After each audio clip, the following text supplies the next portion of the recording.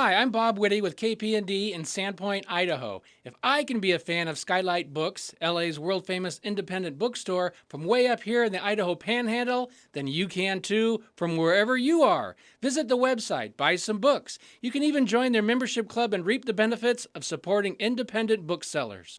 Thanks.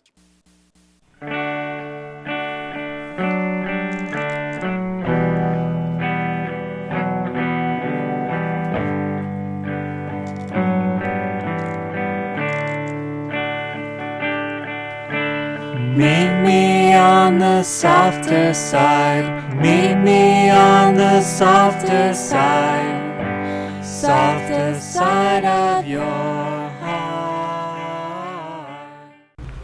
Hi there, and welcome to the Skylight Books Author Reading Series. You can find out about this and all of our other author events at www.skylightbooks.com, where you can also browse our inventory as well as order books online. You can also follow us on Twitter or even be our friend at facebook.com. If you'd like to talk to a real person, we can be reached at 323-660-1175. And don't forget, Skylight Books depends on listeners like you to help support us. So whether you're in our neighborhood or browsing online, buy a book or two to help ensure that we'll be around for a long, long time. Thanks and enjoy. This is about a family descended from an African slave, a family that turned white, whose lines turned white, a family whose lines stayed black or even drifted in between. There are characters of every sort in this family. My great-great-great-great-grandfather lived next to James Madison and built a tobacco barn for the Madison family. He moved to Kentucky and died in poverty. My fourth great-grandfather was poor but still managed to own a slave of his own.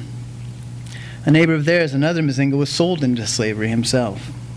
Mozingos were abolitionists and progressives and Confederate soldiers and members of the Ku Klux Klan. I joked that the Klansmen were no doubt the only white supremacists in the country with Bantu last names. In my water here. So my book has two threads. My own journey to learn this history, the secret past, to meet Mozingos and get their take on it, and to find our true point of origin in Africa. I took 2 trips to slave ports in Africa to understand the trade there on that side of the Atlantic and how our ancestors might have come here. The other thread of is the narrative history itself, following a line of people from the slave coast of the Congo to a suburban Southern California kid who grew up thinking his name was Italian. I'll start with a passage of how I first learned about this history, living in a planned community of Dana Point built by a company named Avco.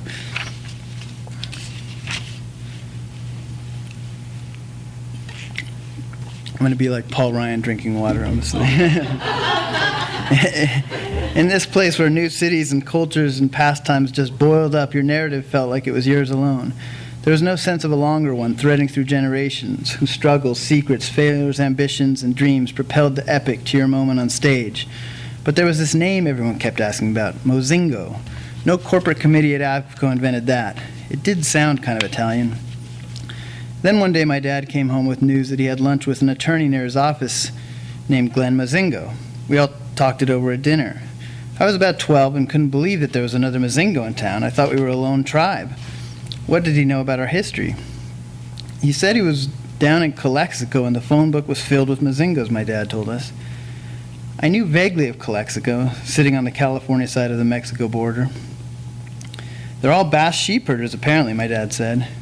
Sheep herders, I thought, stricken. Sounded so old world. I never questioned the underpinnings of this story. Did the white pages list Tomas Mozingo, shepherd, Basque?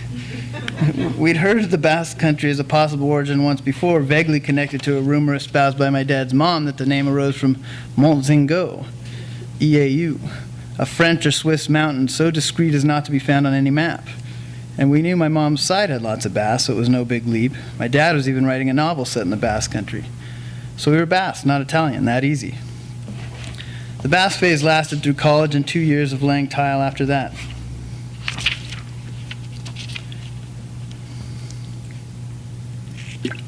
On the first day of grad school in Los Angeles, I found myself remarkably in the office of a broadcast journalism professor named Sherry Mozingo.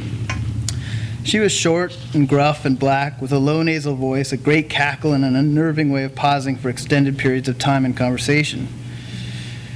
She said, I went to a family reunion in North Carolina, and I met this woman named Millicent Remy, she said, who had done all this research on the family name. You need to talk to Millicent. She said we all descend from a man named Edward Mozingo, who was living in Virginia in the 1600s. He was black. I said, in that high-arching tone in which you might say, I'll be damned. My language skills had deteriorated sharply during my trial years. Sherry continued, Millicent said he was a warrior from the Congo, that our name is Bantu. This came so out of nowhere I struggled to find an appropriate response. We always heard it was Basque, I managed. She shrugged, bored with me no doubt, and looked to someone waiting outside her office. Well, there you go, she said. I called my parents to tell them to prepare for the Bantu phase. They laughed, dutifully noting Grandma Helen would roll over in her grave. The news jogged a memory from my dad. Soon after he opened his dental practice in Tustin with a friend named Tony Mumolo from UCLA, a black woman was waiting at the counter of Mumolo and Mozingo, DDS, when my dad came out of the operatory. He's the dentist, she asked angrily, and stormed out. What was that about, my dad asked the receptionist. Colleagues took to calling them the witch doctors after that. The Bantu news felt like a great lark, too strange and lacking in context to take seriously. At the time, I'd been living for a couple weeks with my Uncle Joe in the old home in the valley. He'd inherited it. My uncle was a leisurely man of more than leisurely girth, who was as unbothered and genial as anyone I knew. He was a manager in the City of Los Angeles Information Technology Department. He bought a giant RV and parked it in the backyard, seating the stale-smelling house to his 2 Springer Spaniels and his ever-growing piles of impulse buys. One night, I told him about the man in Virginia and our Bantu roots. You know, he said, Dad always said the Mozingos came from Virginia back in colonial times. I had never heard this, and I hadn't thought any lore had passed down about our ancestry. Maybe Sherry was right. Why couldn't we have had a black ancestor? 10 or so generations had passed since then. Based on photos of my mom's brown relatives in once Moorish southern France, we had certainly got a much healthier dose of African blood from them. But over the next year or two, this Bantu thing began to take root in my imagination. An African name had survived the entire span of American history, and I had it. Okay, so all Mozingos in America descend from one man, Edward Mozingo, who came to the English colony of Virginia when it was still just this wretched outpost struggling to survive. They had these huge Indian uprisings that would kill half the population, and starvations and plagues and everything else. He was taken from Africa as a slave, probably headed for Brazil or the Caribbean. For whatever reason, he ended up in this backwater of Jamestown, where he was signed on as an indentured servant. Slavery really hadn't taken root in America yet, and the death rate was so terrible that having a slave for life didn't really mean much. Workers would be less prone to escape. They'd be better workers if they thought they might be free someday. So looking into Edward's life, I learned that this very first chapter of African-American history was different than anything I'd ever heard or expected. Poor whites and blacks at the time intermingled and got along. They drank together, they gambled, did business together, had romantic relations together, and even got married, legally married.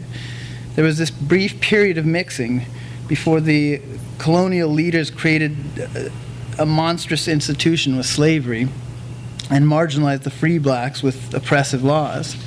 One historian said these laws turned free people of color into a pariah class. Edward sued for his freedom in 1672 and won. I have a copy of the original ruling that you could look at later. After that, he went on to marry an Englishwoman, became a tobacco farmer, carpenter, and fiddler. And so I became very obsessed with learning about him once I heard about him. Learning how he lived, how he got along with his neighbors, what he did. Was he an outcast in society, or was he somehow accepted? So I'll read a little bit now about what I found on my first trip to Virginia. What part of Virginia? Jamestown? Well, he came to Jamestown. Yeah, and that's the other thing. Since it's so small, just jump in with questions whenever you want. The Jamestown is where the colony started, obviously, and that when he arrived, he was there, but his owner kept getting more and more land, moving more and more north. So by the time he was free, he was in the northern neck, which is farther up, more towards the Potomac. So, but it was really isolated back then. Edward was probably between 10 and 15 years old when he arrived in the year of the Indian attack of 1644. That he kept his own name suggests he was old enough to assert himself and may have been Christian, for the English briefly afforded more rights to the converted. It was very rare for an African to retain his own name in the New World.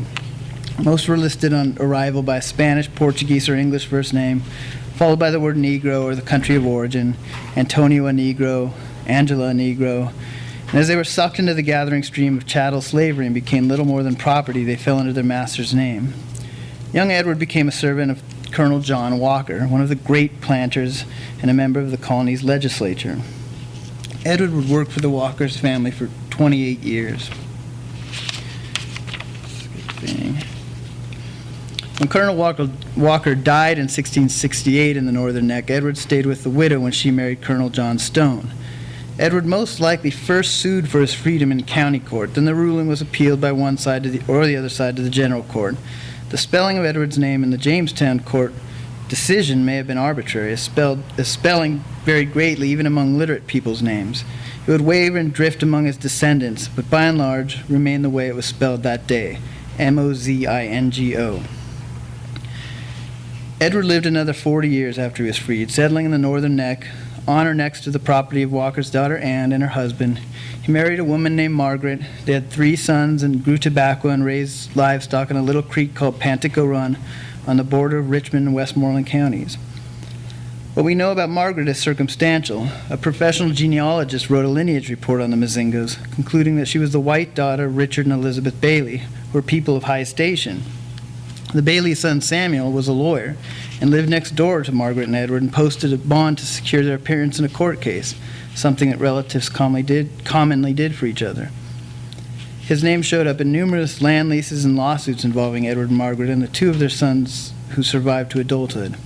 If Samuel was not Margaret's brother, he was close to the family somehow. Debt was a way of life in Virginia, and pro forma lawsuits over payments of them were ubiquitous in the court record.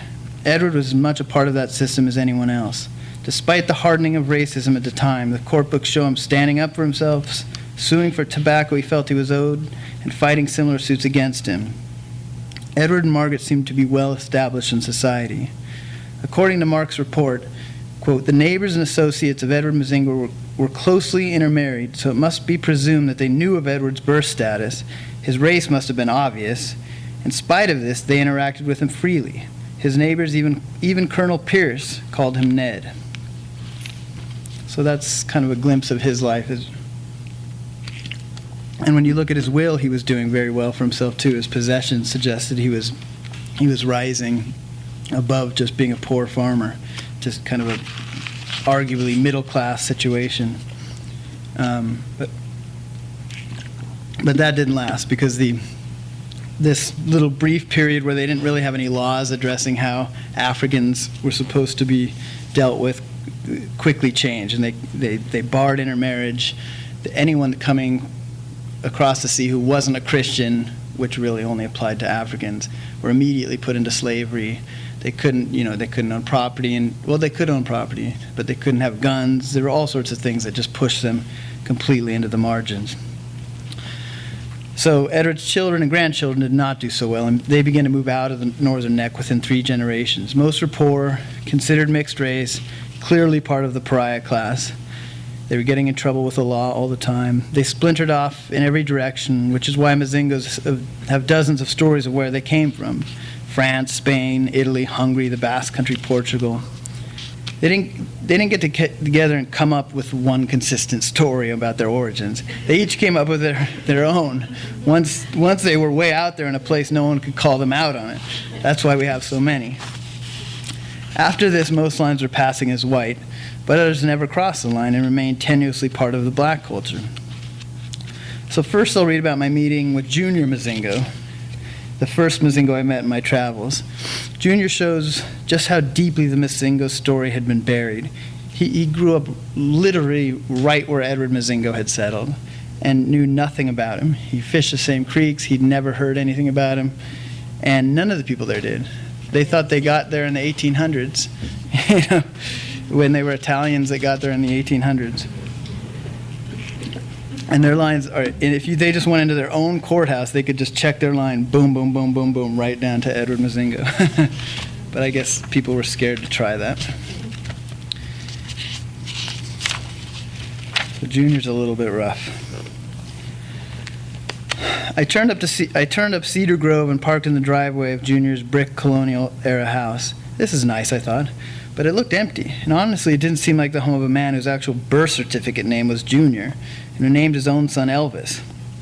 And then I saw someone across the street waving in front of an old wood-frame farmhouse and a scattering of old trucks and eviscerated appliances. Over here!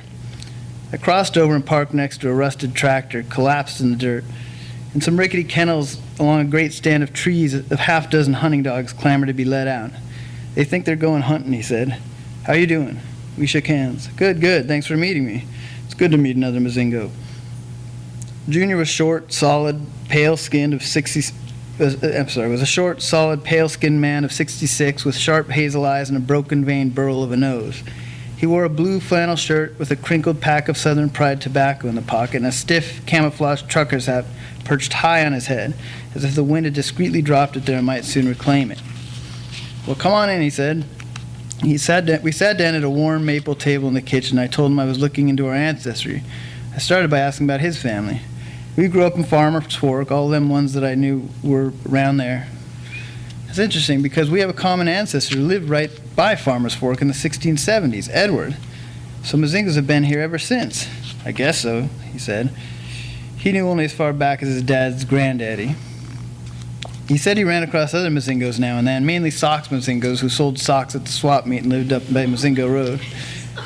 I think Sox is supposed to be kin to us. Him and I were talking, but we don't know if we're kin or not. He also knew of a clan of Buck Mozingos down the road, but he'd never met them.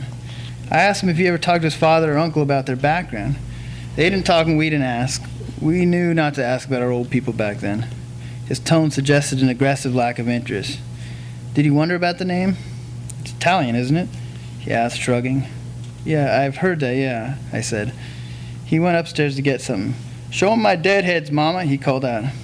Mama was his wife, who called me into the sweltering living room, which had a big oil heater in the center. Half-dozen deer heads were mounted on the paneled wall. I must have heard deer is dead, but couldn't be sure as the heads were both. He and Elvis shot these, she said. Is Elvis around? Nah, he's out. That one's a 10, Junior said, coming back down. He's got 2 little kickers, pointing to one of the heads. He had brought down an old Remington shotgun he'd inherited. It's all I got from my granddaddy. I gave it a feel and admired the craftsmanship, thinking of the Winchester .32 caliber on my parents' mantle, the only thing passed down to my father. We stepped back outside. The fields were gray and brittle with broken stalks of corn. Junior was just renting this house. For all the time here, the family had not amassed any land. They had only their hands to survive by, working in mills or tilling the depleted red soil on rented patches of land. His dad was a tenant farmer and never learned to read. He lost his thumb in a mill and signed his name with an X. Junior worked for 44 years at an elastic plant and still mowed lawns to help pay the rent. Was this the invisible legacy of the private class, of the pariah class, working generation after generation, rarely getting more than 1 step or 2 above subsistence? I later found that in the late 1700s, Junior's ancestors were still considered mixed race. The 3 brothers of his 4th great-grandfather appeared on a court registry of free mulattoes, which along with registries of, quote, free Negroes, were kept so authorities knew which people of color were not enslaved. Status was fixed in these parts at the end of the 17th century, and the stigma of mixed race must have imprinted itself on the Mozingo family and passed on in the collective consciousness for generations.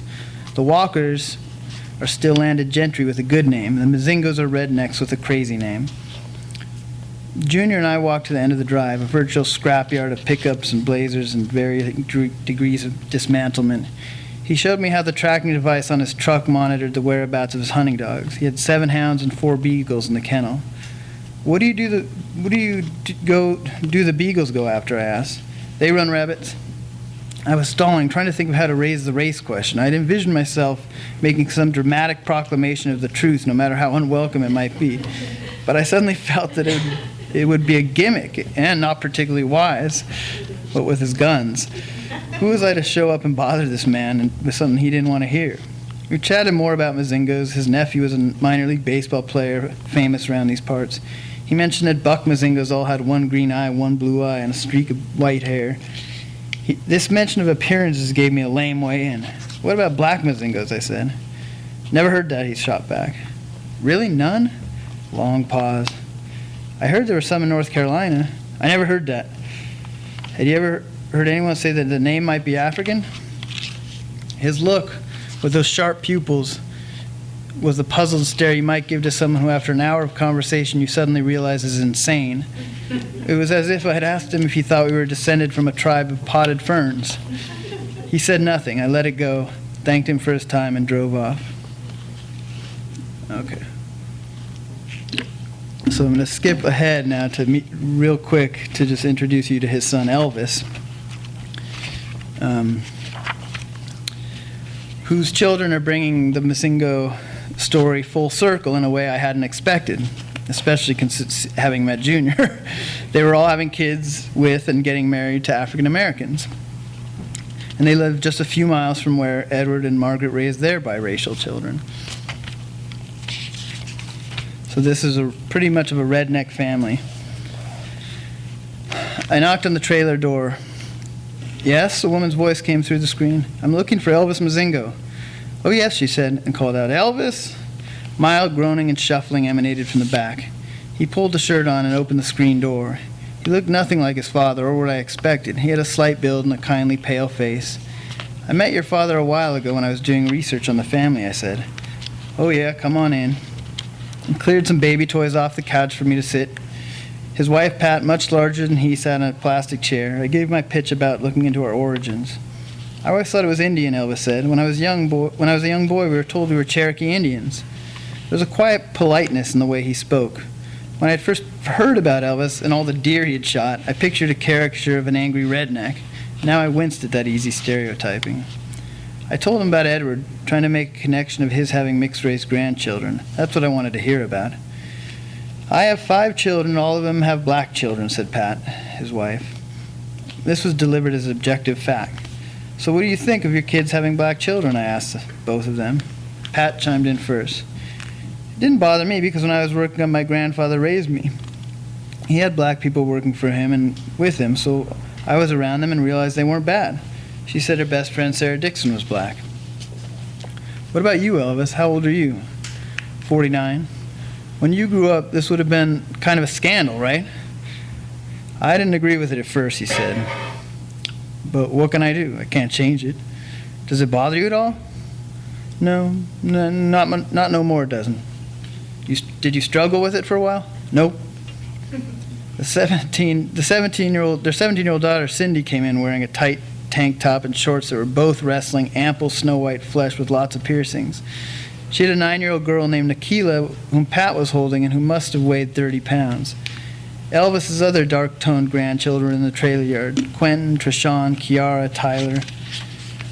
I'd seen interracial couples all over Tappahannock and was curious about how such a rigidly divided society had so quickly turned into a mixed-race free-for-all.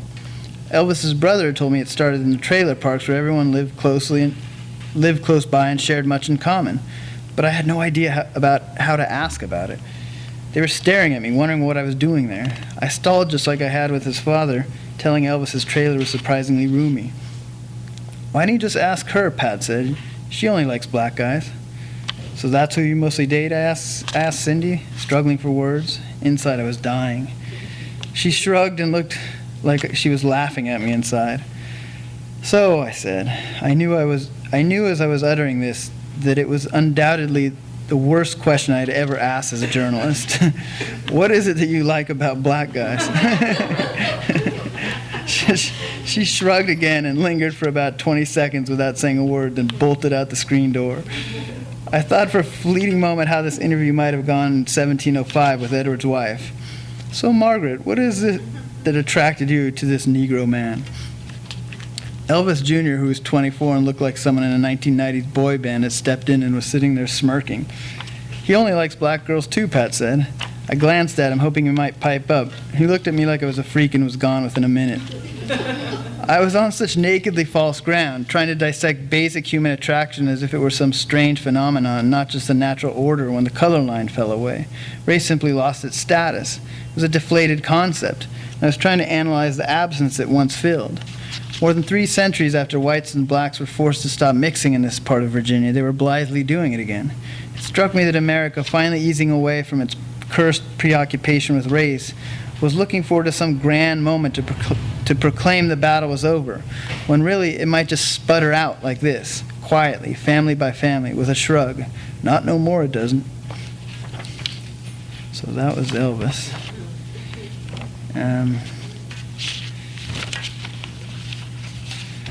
Now I will read a little bit about the most interesting family.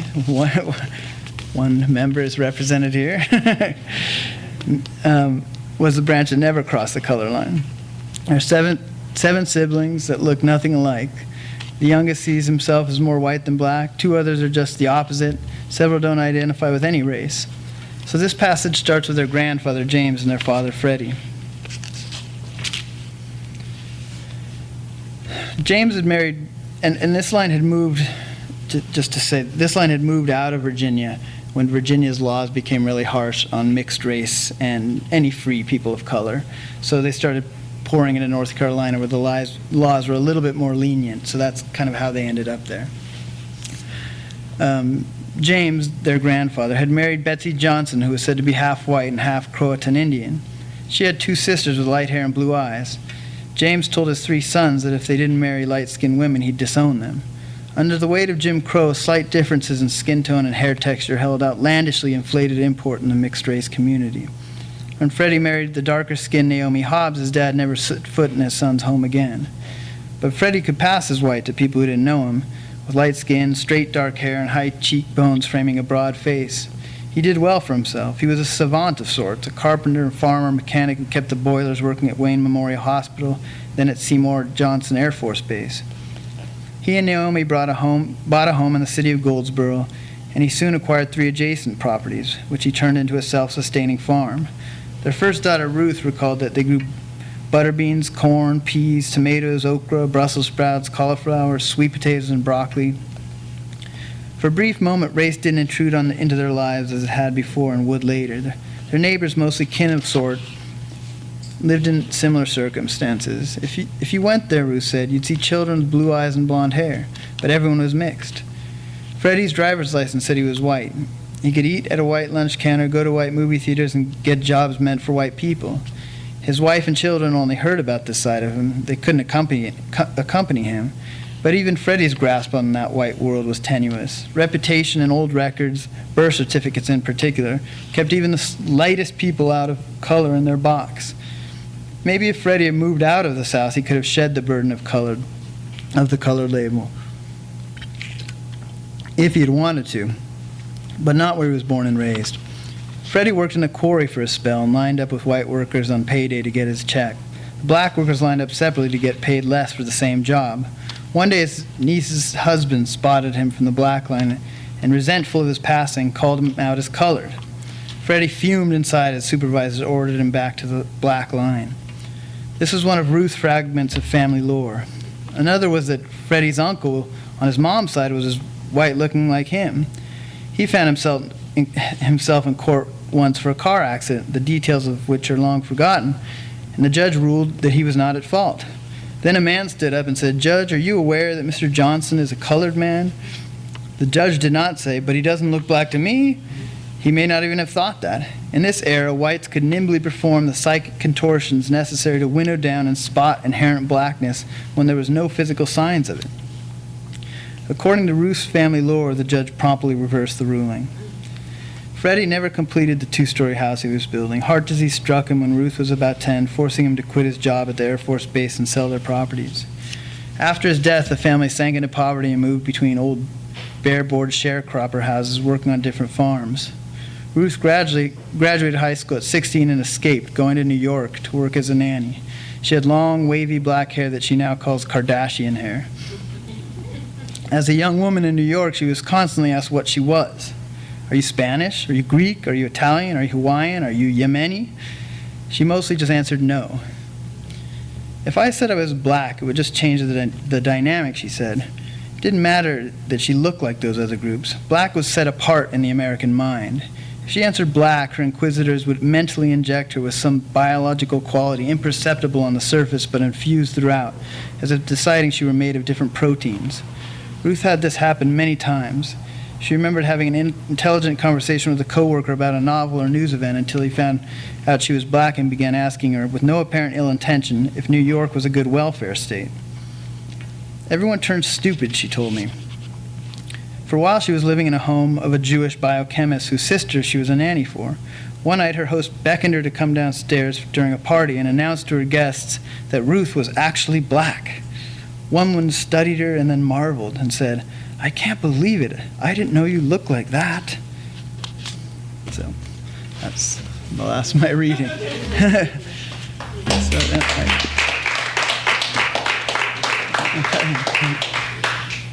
So you can see it's a lot of the books about these racial fluidity and how these definitions we've set out are quite easily to perforated, and just looking at it through one family kind of really points out the absurdity of it, I think. So, but happy to take questions from this vast crowd. Well,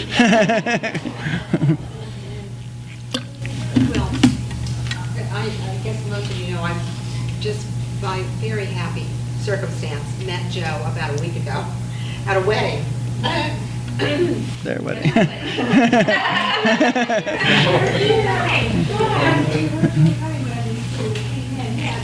wedding. And we were very happy. I'm going to have to tell your mother assigned to their table. Oh, yeah. At dinner. And We did this table. And I brought up Jamestown. I said, "Oh, I'm writing a book about Jamestown." I said, I'm writing this little thing for my grandchildren about our ancestors. And his dad said, "Oh, what am I signing? Simon & Schuster." I'm like, "Oh." So anyway, I came home on Monday and I have a Kindle and I downloaded it immediately and I read the whole thing. And it was I just think it's astonishing. I was so moved by it. I cannot tell you, and I think you should be so proud. I feel proud of you, almost like you're a son. I just think Thank you. amazing that someone your age, I mean, I understand it was you grew up wondering all, about the name, but you're a young person to have been so interested in your family. Yeah. It just seems like it must have taken an awful lot of time to do all the research that you did, all the travel that you did. Yeah, it did, definitely. Although it helped that the LA Times was backing a good part of it. Not the Africa part, which was extremely expensive and difficult. So that's, Yes. I mean, and the one thing I learned is for most African Americans to try to cross that breach and explore their roots, it's just so difficult to do. I mean, especially if you don't have a name. I mean, in my case, I was lucky because the odd twist is that the white guy had the African name that most people lost, and the record that said he came to Virginia in this exact year. Because then you can look at, there's databases that show where ships were coming from and things like that. So with the name and that year, you could pinpoint much more closely where he would have come from. So, yeah. Any other? So I feel a kinship because I had relatives come from England to Jamestown. Yeah. Yeah. A little bit earlier than Yeah. they came. They're probably all connected. It's amazing. I think most Americans who've been here more than 5 generations are connected somehow. Just like, Dick Cheney and Obama are connected and all those things. It's true, but they are. All right. I got a question. Yeah. Did you run into any kind of interesting genealogists along your research? Because genealogy has so many different kind of tracks. There's so many reasons why people dive into their past, what they're looking for, and it's colored by a lot of different things, a lot of reasons for why I am who I am. And not just in a kind of journalistic like facts of the story, but this is how you came to be through these lines, these DNA and everything. Right. Yeah. But it also sort of leans toward, different, kind of fascistic tendencies of, So, I mean, I don't know, did you find any? I think, yeah, definitely. First of all, they're all obsessive. The really good ones are completely obsessive with it, and they get, once they do their own tree, they start doing other people's trees, I think most, the stereotype is they're all elderly people, and that's somewhat true because, it's something you think about probably more as near the end of life. But I met the main guy who'd done a lot of the research before any of us was this guy, Tom Mozingo, who he just had the same name bug as me. He's a generation older. He was in Vietnam, and he just kept, wondering about this. And he grew up in Indiana, and it just seemed so strange. And then he met a guy from Cameroon at some naval conference, and the guy said, "Hey, we've got that name." And he said, "What?" And he just went on this quest to find it. But then he was in the South and surrounded by people who didn't want to hear what he had to tell them. So he kind of kept it to himself. It's part of the story. But What I loved, and I think it was someone in Africa who said this to you, that to him, God was your ancestors. yeah, And yeah. I'm the older person you're talking about. He was, older, and that's why I'm so into. Yeah. I know that's why I'm into my ancestors. But what a beautiful concept. It is an amazing concept. It is. Yeah. As an agnostic, for me, that was the first time I thought, wow, that actually makes sense, because you do come from your ancestors, absolutely, and they live immortally in you still, because your genes go in them, and whatever behavior you've taught them, and yeah, that's amazing. So you guys have 2 small kids, and you were gone traveling a lot. Did you explain, like, in Lucia, like, what you were doing? And if so, like, how did you No. Lucia was like 2 months old, so that wouldn't have worked very well. Blake, I don't know. Did I explain to you? When it came out. Because I was going to Haiti all the time for just journalism, so I just said I'm going on another journalism trip. No, it would have been too hard to explain. Yeah. I will, though, obviously, yeah. Oh, she saw her name. We told her it was her name. What did she go? And she's 3 now, so she can. Yeah. She's 3 now. It's an Italian name, is it not? Lucia? Yeah. Yeah. So you finally have, Yeah. No, we've said that Latin names go well with Bantu names, actually, we decided. It's interesting when I saw you at the Fowler Museum on a panel with Dr. Paul Farmer. Yeah. Oh, you were there, yeah. And it was a great afternoon. I wondered too, Mozingo. That's funny. It piqued my interest. Yeah. Well, like I say in the book, in Haiti, there's Mozingo, they just instantly assume it's an African name. So, they have a sense of it. And I think, I don't know how it would be if I was really dark and obviously black, then no one would be like, it must be an Italian name. I think they'd be, yeah. What do you consider yourself? Well, I don't give it a lot of thought. You don't? Yeah, but. I don't see how you can. He said he doesn't give it much thought, but it's in everything. Our society, race is such an issue in our society. I know. I have a son. Yeah. Everybody thinks he's white, and my family is all, my husband had blonde hair, blue eyes. Yeah. Well, he was in Virginia. That's why I asked what part of Virginia. And everybody in that area was all. Yeah. Well, even just the definition of whiteness changes so much. Italians used to not be considered white. Southern Europeans. Changes. I don't think in our society it changes. Unfortunately, I think Well, it still holds. If you're Greek, are you white? They think they are. What about Turkish? No, I don't know about that. No, that's like right across the line. They look exactly the same. Egyptians. Yeah, so I think there's a lot of, if you're Swedish, you're white. In the United States more so than in Europe.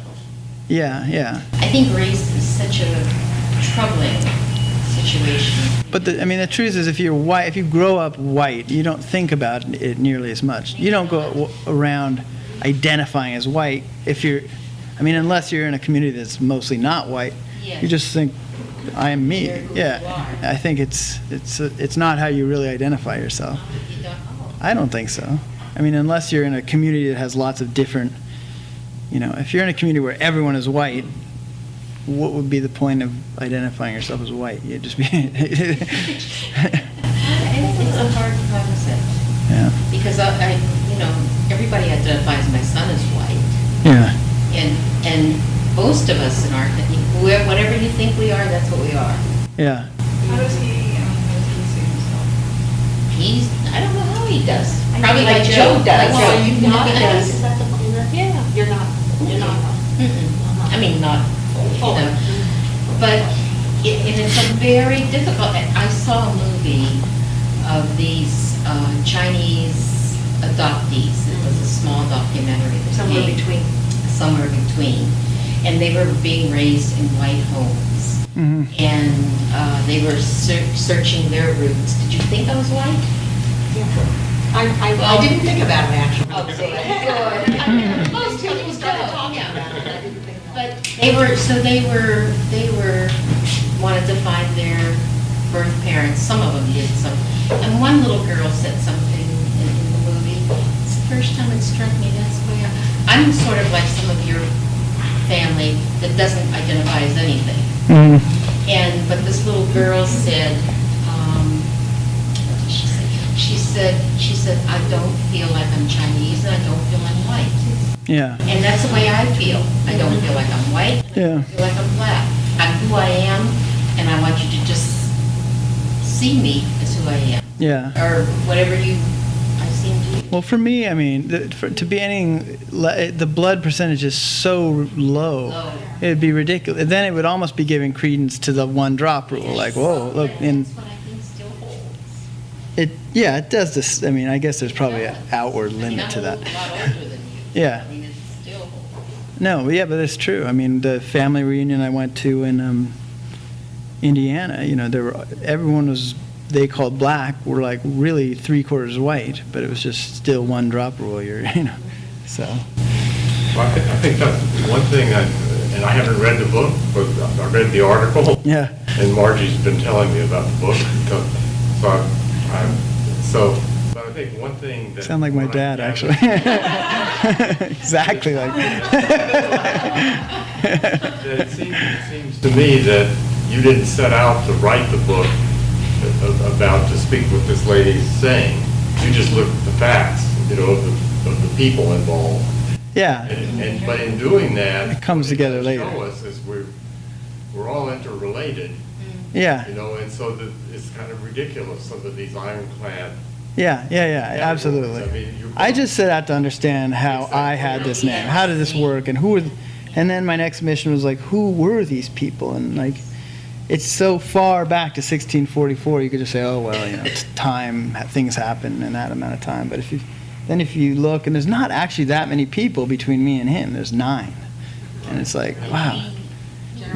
Generations between me and Edward. So it'd be like, that's amazing. That you go from like the wretched colony of Jamestown to, suburban Southern California in that short of time. So that amazed me. And then once you start delving into the history and looking at how they lived and how they were treated, and you start to make those connections at the broader themes. I think it was a brave move on your part. I don't know, I was brave, but Especially some of the questions. I asked them very delicately. But it sounded like you did very well, and you knew when not to push. Yes. right. I'm pretty good at knowing when I'm about to get punched in the face and should not stop. Huh? How did your interview go with the Ku Klux Klan? I read a newspaper article, I've not had the opportunity to read the book. I didn't interview the Klan. There was by the time the Klan people were all in Indiana, and the Klan is pretty much, I don't know, it exists there, but it's not really much of anything. So most of the people were talking about their fathers in being in the Klan. That said, I mean, their racism was, the Klan, which was weird because there wasn't a black person within 200 miles of where they lived. So I don't understand why they harbored such like constant anger about it. Well, It- because economically, they're just above, I mean, I think of every, it's a threatening thing. It's not threatening them because they're nowhere near. It's like, it would be like, I don't know, it'd be like Eskimos being super mad about the Brazilians or something. I mean, this is like, there's no interaction. They're not competing for the same jobs or anything. Well, Yeah, they learned it then. it's learned. It's totally learned. Yeah. So you didn't have much resistance when you were interviewing? The racist people? Yeah. Yeah, that total Well, resistance. actually, I've interviewed so many clients. Yeah, Robert? Came out here. Yeah. Former agent with the Bureau. And I worked anti-terrorist. Yeah. And at that, back in the time when I was working, they were terrorists to the Yeah. Bureau. But I know that for them to give you anything, they're very, very resistant. And they always like to cross the arms, get out of here. Yeah. And when I read in the article, I said, this is going to be interesting. I like it. Yeah. You know, if they gave up anything, if they acknowledged the fact that they might have a speck or fraction of black blood in them, you know.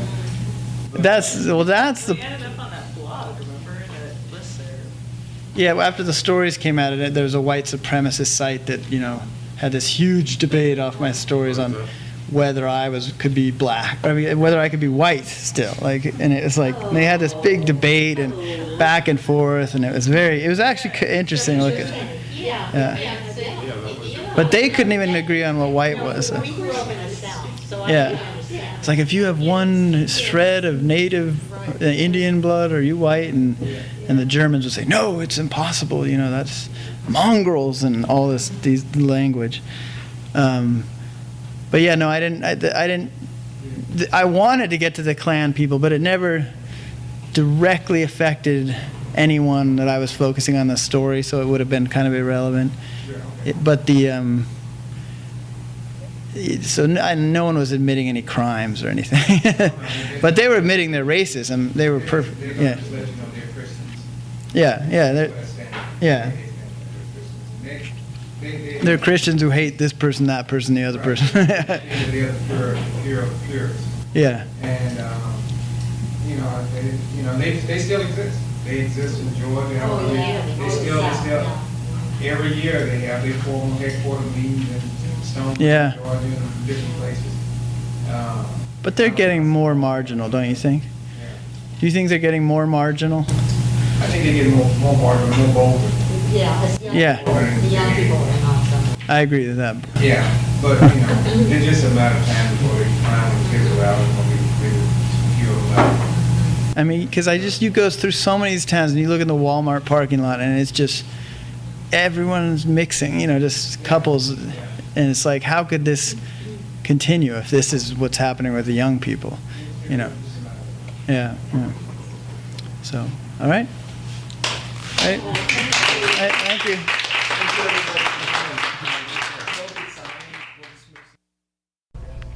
You've been listening to the Skylight Books author reading series. Don't forget that you can check out this and all of our other great podcasts at www.skylightbooks.com. Today's music was provided by Fragile Gang. You can check them out at MySpace, Facebook, and the iTunes Music Store. Thanks for stopping by, and we hope to see you soon.